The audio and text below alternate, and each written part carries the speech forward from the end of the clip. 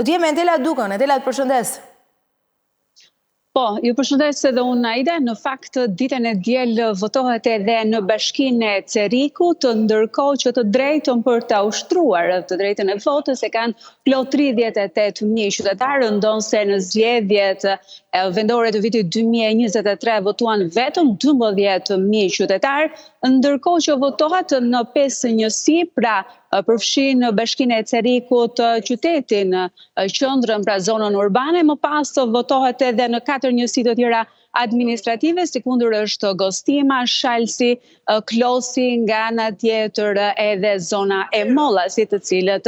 do të votojnë ditën e diel. Ndërkohë që janë 58 qendra votimi, të cilët do të shërbejnë kështu qytetarëve të Cerikës për të shprehur ata verdiktin e tyre. Kujtojmë për gjithë opinionin publik se Bashkia e Cerikut të shkon në zgjedhjet e pjesshme për vetë faktin se ish kryebashkiaku Andi Salla u emërua në postin e ministrit të bujqësisë, duke krijuar kështu një vend të vakantë për Bashkinë e Cerikut, ndërkohë që shumë shpejt të komandoi në këtë detyrë pikërisht kandidatin socialist, të cilët e kandidon dhe sikla e Partisë Socialiste, Florenc Doka, i cili rezulton që të jetë një person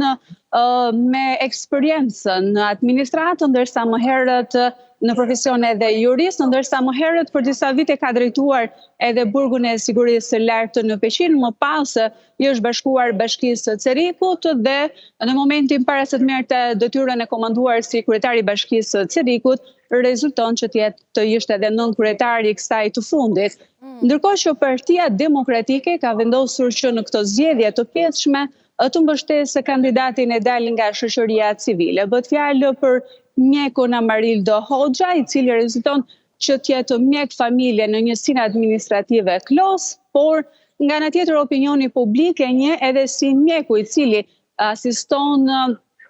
ekipin e Elbasanit në ndeshjet brenda apo edhe jashtë fushës. Ndërkohë që në Cerrik kemi 3 kandidat, pasi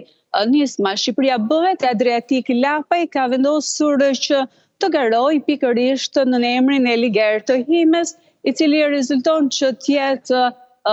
i diplomuar në Milano për kriminologji, por nga ana tjetër, opinioni publik e ka njohur edhe në zgjedhjet e 11 maj, ndërsa kandidoi sërish në siglën e nismës së Shqipëria bëhet. Kjo është pak a shumë një panorame të 3 kandidatëve. Unë dua të shikoj se shumë interesante dhe me gjithë tipologjinë që ti risjell në fakt të përmbledhur në vëmendjen tonë, apo do bëjmë publik, dua të kuptoj pak sa i takon tipologjisë së bërit fushat. Këto janë zgjedhje vendore pa diskutim, sipas logjikës do duhet që të votohet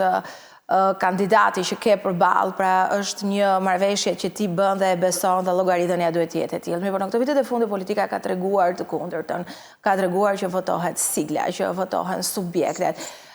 Dua të pyes për Partinë Demokratike, sepse pak a shumë për Partinë Socialiste ne dimë se çfarë angazhimesh realisht kanë si struktura dhe që njihen. Si është bërë fushata në mbështetje të kandidatit pavarur? Pra, kush ka qenë tipologjia? Mënyra se si ata kanë zgjedhur ta mbështesin? Në fakt, opozita në Bashkinë e Cerikut garon me 2 kandidatë të ndarëvetshme, se çfarë nën kupton nga ana tjetër që e dobëson disi, do të thoja unë, ose ndoshta e bën pak më të vështirë fitoren dhe sidomos në një bastion të Somajtës, sikurse rezulton që të jetë Bashkia e Cerikut. Unë ju rikujtoj faktin se në zgjedhjet e 2023-shit kandidati socialist në ato kohë Andi Salla fitoi me gati 7.000 vota e përsin në krahasim me kandidatin e Partisë Demokratike. Sa i takon në kësaj fushate, unë mund të them që ka qenë një fushate qetë në mënyrë të përgjithshme, pa shumë zhurma, dhe ndoshta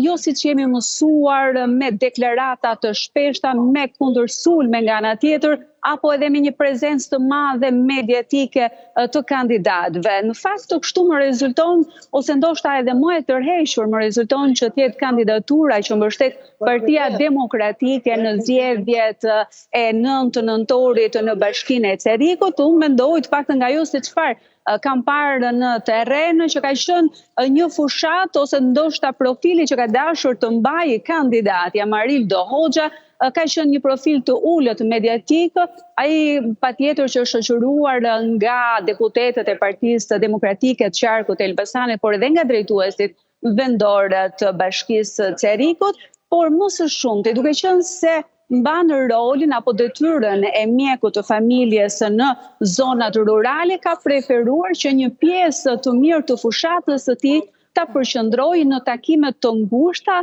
le të themi edhe me pak persona për t'i takuar personalisht nga afër banorët e këtyre zonave dhe për t'i kërkuar kështu votbesimin e tyre. Më rezulton që është një figurë e cili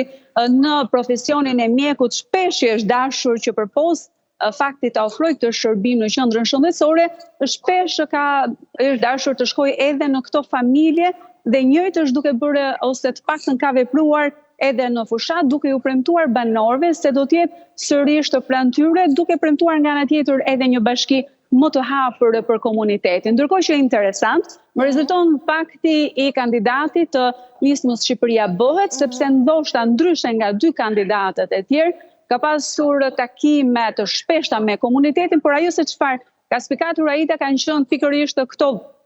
paktën kanë parë një promovim të ndjeshëm në rrjetet sociale, nga mëngjesi në darkë, le ta them në gjuhën popullore, i ka bombarduar këto të fundit, duke shkuar pikërisht aty ku sipas tij çalon puna e Bashkisë së Cerikut, duke sjell me pamje, me video, me figurë, të paktën ato që ai mendon se nuk është bërë gjatë gjithë kësaj periudhe në Bashkinë e Cerikut. Kush janë problemet kryesore të Cerikut? Me qenë se ai pas ka denoncuar një prej kandidatëve dhe që sipas te spikat në atë se çfarë ka bërë evidente dhe që janë shqetësim? Pra kush është pika më e forte e problemeve me cilat apo e përdorin si kartë përfitore? Më rezulton që të paktën Bashkia e Cerikut, duke qenë se flasim për një zonë bujqësore, duke qenë se në përmbajtje të së cilës janë 4 njësi administrative, problem në disa prej këtyre të fundit rezulton infrastruktura. Dhe këtu i referohem më së shumti të njësive administrative, sepse vetë qyteti i Cerikut, për shkak të shtrirjes, por edhe nga ana tjetër të hapësirës që nuk është një hapësirë e madhe, nuk i ka këto problematika të paktën të theksuara, ndërkohë që infrastruktura nëpër fshatra, ndoshta në disa raste edhe mungesa e pastrimit apo higjienës e cila është prezente fatkeqësisht jo vetëm në zonat urbane por edhe ato rurale, ka bërë që kandidati tekst t'i denoncoj me figurë dhe duke premtuar kështu që kjo nuk do të jetë qasja e tij nëse qytetarët Cerikas do ta votbesojnë më 9 nëntor. Gjithsesi kjo është politik, këto janë mënyra të ndoshta që kandidatët kanë zgjedhur për të rënë në syt e qytetarëve Cerikas që më pas të kenë mundësi edhe t'i kërkojnë votbesimin e tyre. Po unë them që gara është interesante në Cerik, gjithsesi mbetet për të parë se si do të veprohet më 9 nëntor, edhe pse në fakt flasim për një bastion të majt historikisht, por ka pasur, le të them, një simbolik Bashkia e Cerikut që shpesh herë, përtej asaj dhe unë po e rikthej edhe një herë vëmendjen e bisedës tonë në fillim të kësaj lidhje që ju thatë që në shumicën e rasteve qytetarët të vlerësojnë siglën, në fakt Ceriku shpesh herë ka ditur të bëjë edhe ndryshimin, pra përpos faktit të qëndruarit të besnik siglës, ka ditur që me raste, po them të diferencuar, të vlerësoj edhe kandidatin, ndoshta edhe djalin e tyre të zonës. E qartë. Mirë, do të shohim çfarë do të ndodh dielën, sa i takon pjesëmarrjes, se që aty kuptojmë dhe lexojmë se çfarë tipologjie ose çfarë realisht po